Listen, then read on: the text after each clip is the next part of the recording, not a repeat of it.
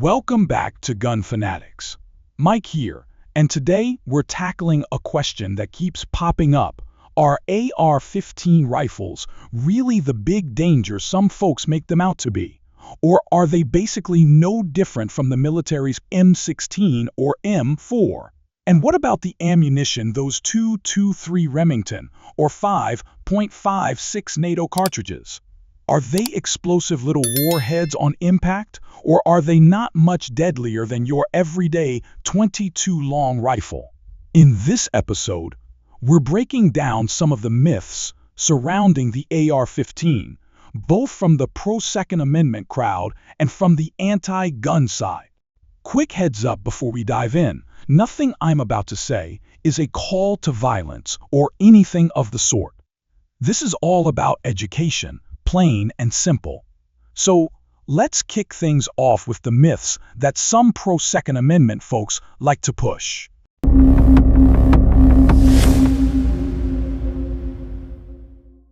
Pro-gun myth number 1. The AR-15 fires harmless .22 caliber rounds.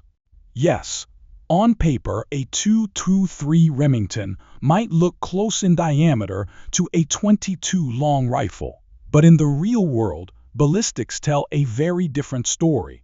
The .223 carries far more energy and delivers much more devastating performance than a little .22. Pretending otherwise is just playing games. And then there are some folks who like to hold a .223 next to a .45 ACP or a 9mm and say, look how small it is compared to these. But here's the truth. When it comes to terminal ballistics, that .223 hits harder than either a .45 or a 9mm pistol cartridge. It is absolutely lethal, and that's exactly why many gun owners argue so passionately for keeping it legal. There's a reason the military and police agencies rely on the 5.56 NATO. It's lightweight enough for soldiers to carry plenty of it, but it still delivers serious stopping power. The civilian .23 Remington version may be a touch softer, but it's still much more powerful than nearly any handgun round you can name. Pro-gun myth number 2. Machine guns are completely banned. This one usually comes up when anti-gun activists shout that AR-15 should be outlawed because they're supposedly machine guns. Here's the reality. Machine guns are not totally banned.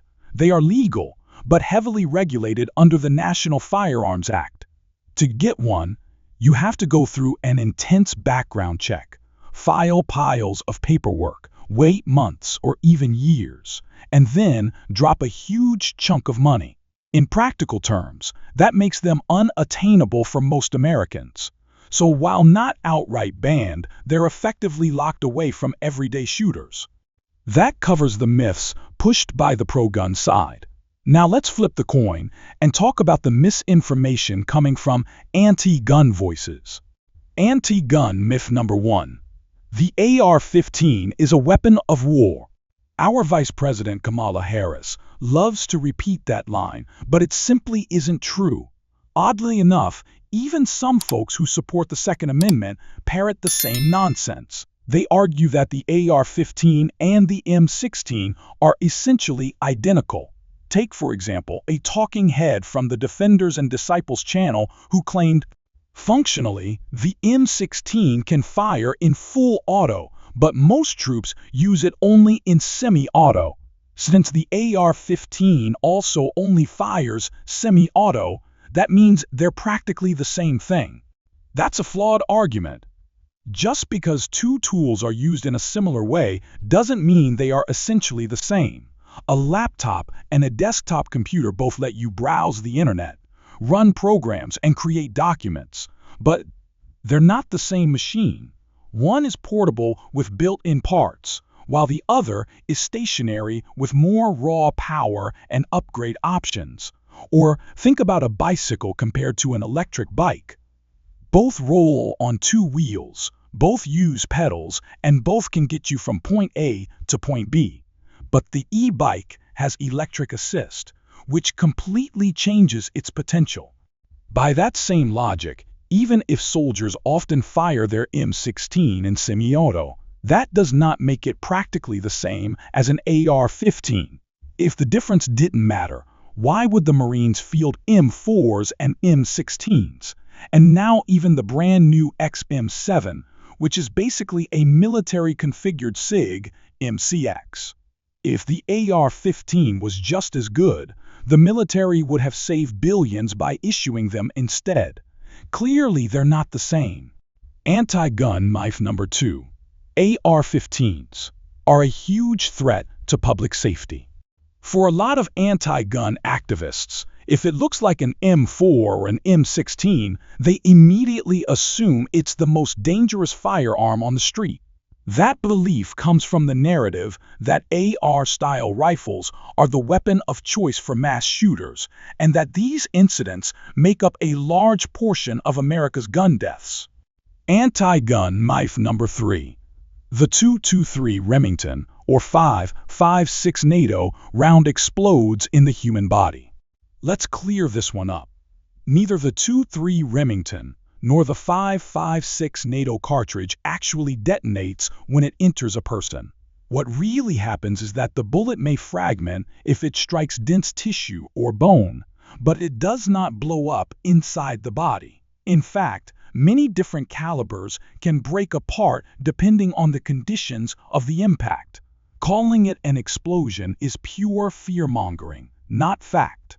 Anti-gun myth number 4. AR means assault rifle. Here's a classic misconception. A lot of anti-gun activists claim that AR means either assault rifle or automatic rifle. That is completely false. The letters stand for Armalite Rifle, after the company that originally designed the AR-15 platform. But try telling that to hardcore anti-gunners, and they will argue with you until they are blue in the face. For historical context, the very first true assault rifle was Germany's Sturmgewehr 44 during World War II, a name given by Adolf Hitler himself. Sturmgewehr translates directly to storm rifle.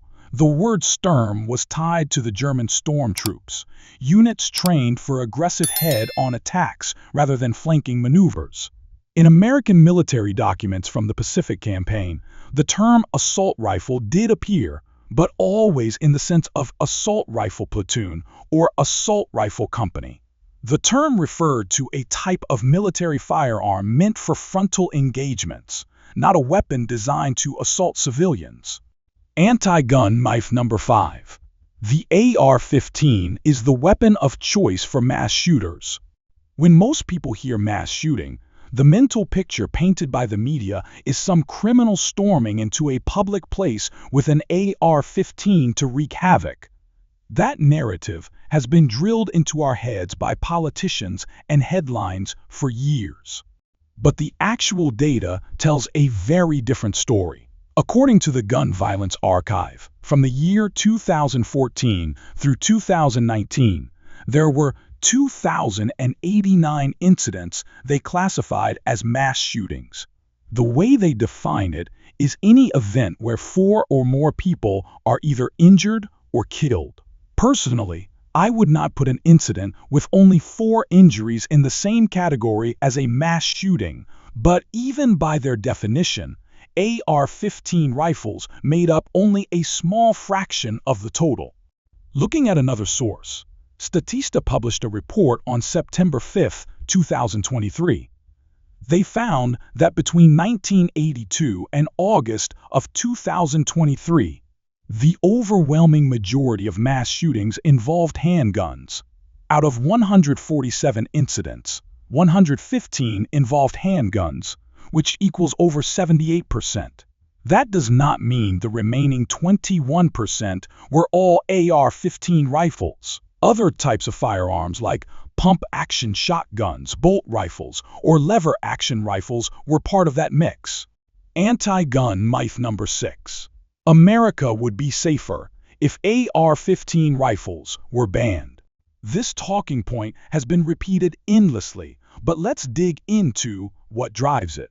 The Violence Policy Center, one of the country's most vocal anti-gun lobbying groups, has openly outlined their strategy. They know they cannot ban handguns. Over 20,000 deaths per year are linked to handguns, but every attempt to outlaw them has failed for decades. So, they shifted their focus to so-called assault weapons. Why? Because the AR-15 looks intimidating, and because many Americans do not understand the difference between a semi-automatic rifle and a fully automatic machine gun. That confusion makes it easier for them to build support for bans. Their second tactic is to drive a wedge between the National Rifle Association and law enforcement. In the past, police groups often worked alongside the NRA on safety and training programs. But when the NRA opposed bans on so-called armor-piercing ammunition, restrictions on semi-automatic pistols like the Glock, and other control bills in the 1980s, the police began siding against them on certain issues. The anti-gun lobby is betting that this split weakens the NRA's credibility with the public and even with its own members. Finally, they believe an assault weapon ban is more politically achievable than a handgun ban. Many Americans still see handguns as essential for self-defense, but fewer people understand why civilians would own an AR-15. Because most people confuse these rifles with military machine guns, they are more willing to compromise away that right. That's exactly how President Bill Clinton managed to push through the 1994 federal assault weapons ban.